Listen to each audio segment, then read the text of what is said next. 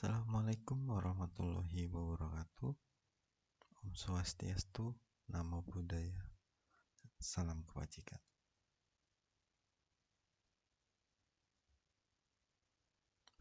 Selamat datang di perkuliahan pemrograman berorientasi objek.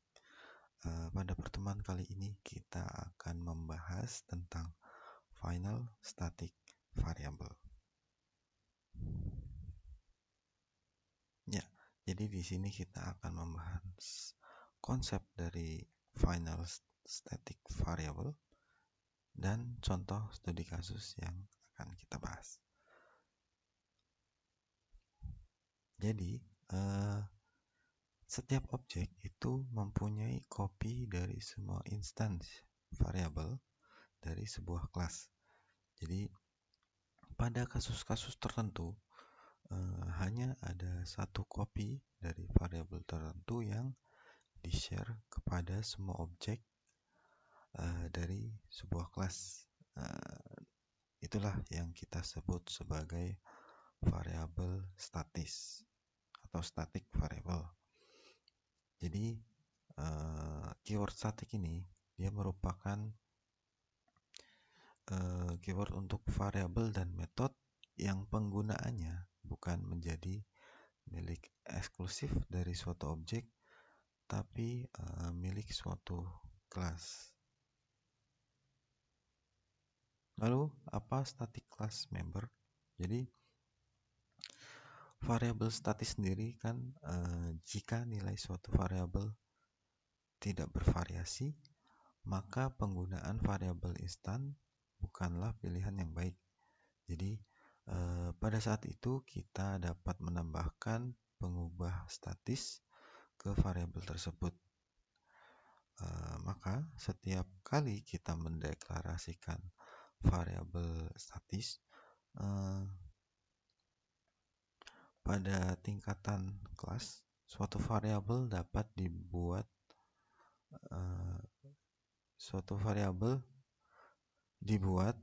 yang dibagikan dengan objek.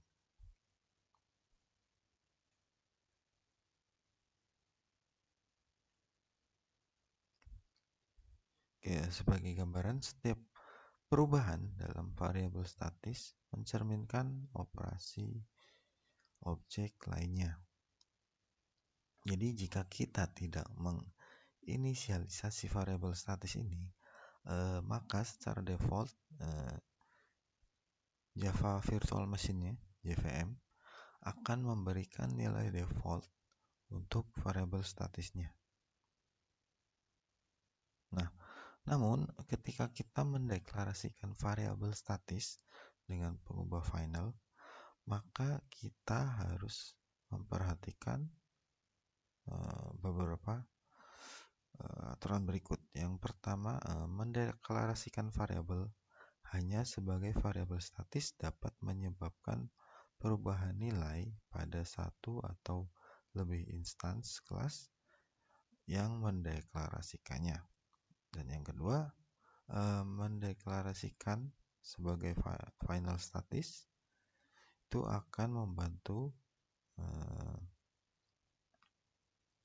secara konstan ya. Jadi hanya ada satu salinan variabel yang tidak dapat diinisialisasi ulang. Jadi variabel statis ini mempunyai scope kelasnya, antara lain sebuah member kelas public statis bisa diakses melalui sebuah reference untuk setiap objek dari sebuah kelas, atau dengan qualifying nama member dengan nama kelas dan sebuah dot ya. Jadi menggunakan dot sebagai bagian dari member suatu kelas. Yang kedua, sebuah member kelas private statis dapat diakses hanya melalui metode dari kelas tersebut. Jadi yang ketiga, deklarasi dari sebuah variabel statis dimulai dari keyword static bagaimana sih keyword ini digunakan. Jadi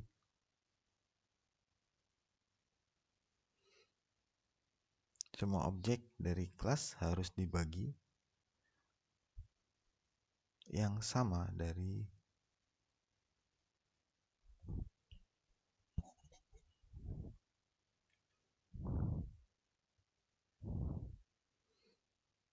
static field ini kita kenal sebagai kelas variabel ya. Jadi kelas variabel ini mewakili informasi yang classified secara luas, dan penggunaannya semua objek dari kelas harus membagi copy yang sama dari setiap instance variabel, dan instance variabel ini harus dapat diakses meskipun tidak ada objek dari suatu kelas yang ada. Sehingga ini dapat diakses dengan nama kelas atau nama objek dari menggunakan sebuah dot ya.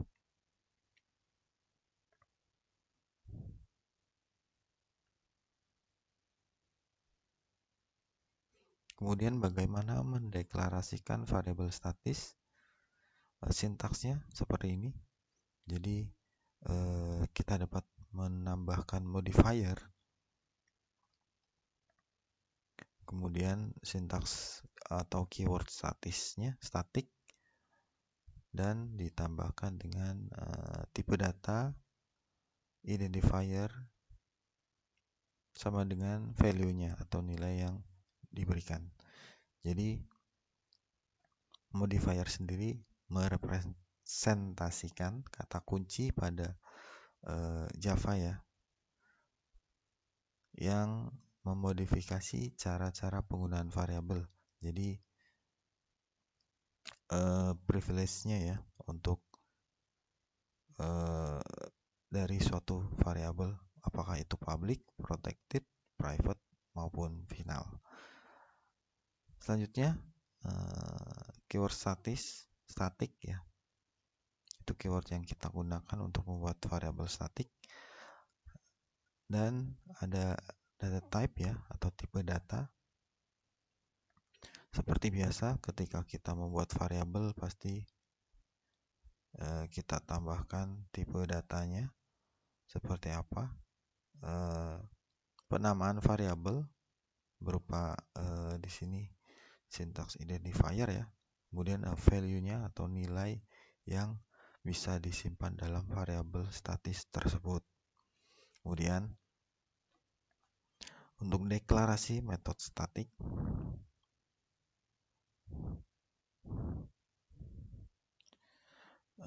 diawali dengan modifier static, kemudian ada nilai return type ya, pengembalian nilai, kemudian ada method identifier beserta argumennya, dan isi dari metode tersebut.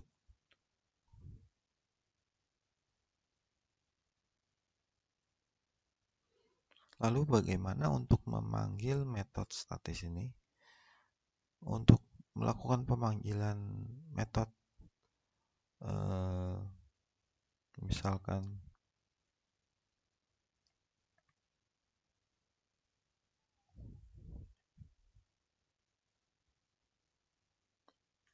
pada pemanggilan metode non statis itu berbeda ya.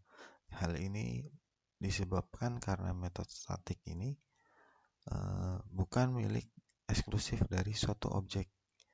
Jadi karena statusnya demikian, maka pemanggilan metode statis mengikuti sintaks seperti ini ya.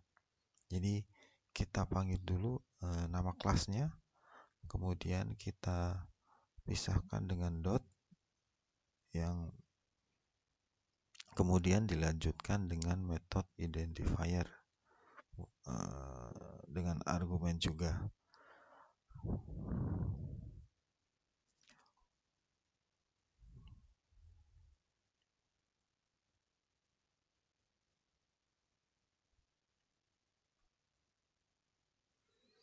Oke, jadi seperti itu ya. Selanjutnya kita bahas tentang static class member.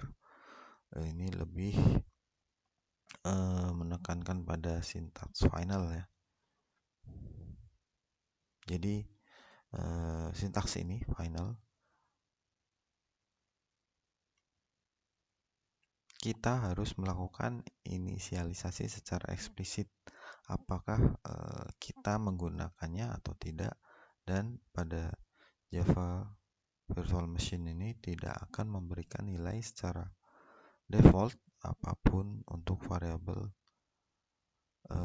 final static final ini. Contohnya seperti ini, kita buat kelas namanya test ya.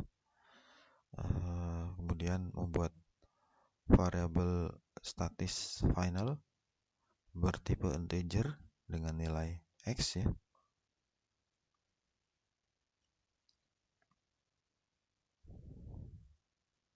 Ketika kita jalankan programnya, maka ada keterangan bahwa Java variable x is not initialized in default constructor. Itu karena si variable x ini tidak diinisialisasi ya pada konstruktor yang ada, seperti itu. Selanjutnya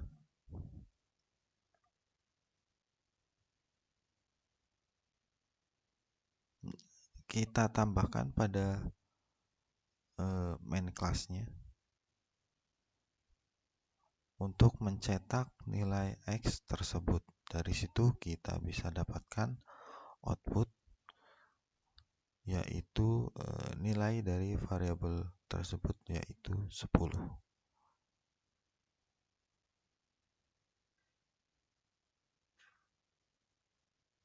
Jadi kita juga dapat menginisialisasi variabel statis final statis di dalam blok statis, karena kita harus menginisialisasi variabel final static ini sebelum kelas, dan kita tahu bahwa blok statis dieksekusi sebelum metode main.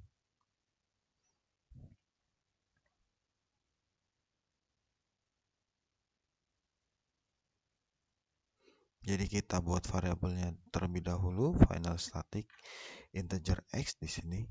Kemudian kita deklarasikan static. Kemudian isinya itu misalkan di sini variabel x ya berisi nilai 10. Kan tipenya integer. Kemudian kita cetak, maka akan outputnya 10 sesuai dengan variabel x tersebut.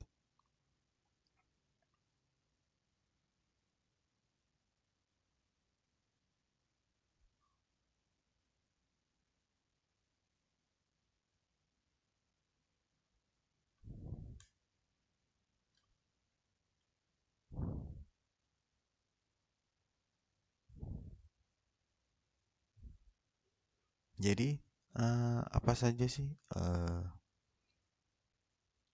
syarat-syarat dalam penggunaan keyword final ini? Jadi ada 3 poin di sini. Yang pertama, jika keyword final diterapkan pada suatu variabel, maka variabel tersebut menjadi konstanta yang nilainya tidak bisa diubah lagi. Yang kedua, jika nilai keyword final diterapkan pada metode, maka metode tersebut tidak bisa di-override. Dan yang ketiga, jika keyword final diterapkan pada kelas, maka kelas itu tidak dapat diturunkan. Seperti itu. Kemudian ini ada contoh kasus. Kalian bisa coba ya. Kita buat kelas bernama lumbung padi.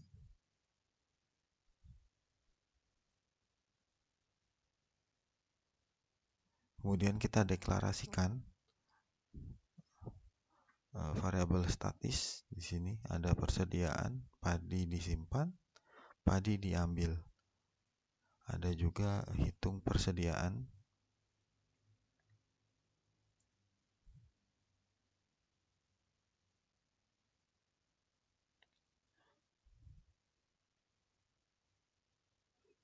Kemudian ada metode public static untuk ambil padi dengan konstruktornya berisi berat padi yang diambil. Selanjutnya ada metode hitung persediaan padi dan ada cetak persediaan.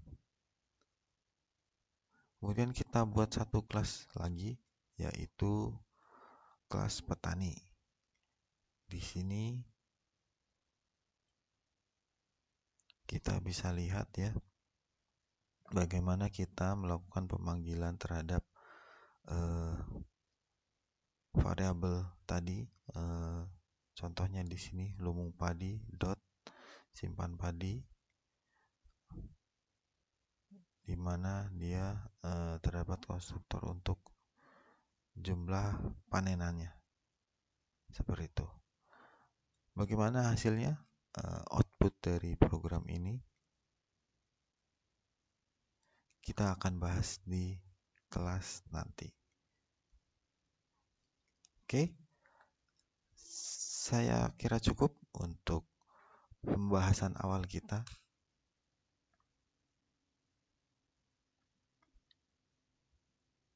Di final static variable. Terima kasih semuanya yang telah mendengarkan. Saya akhiri dulu. Wassalamualaikum warahmatullahi wabarakatuh.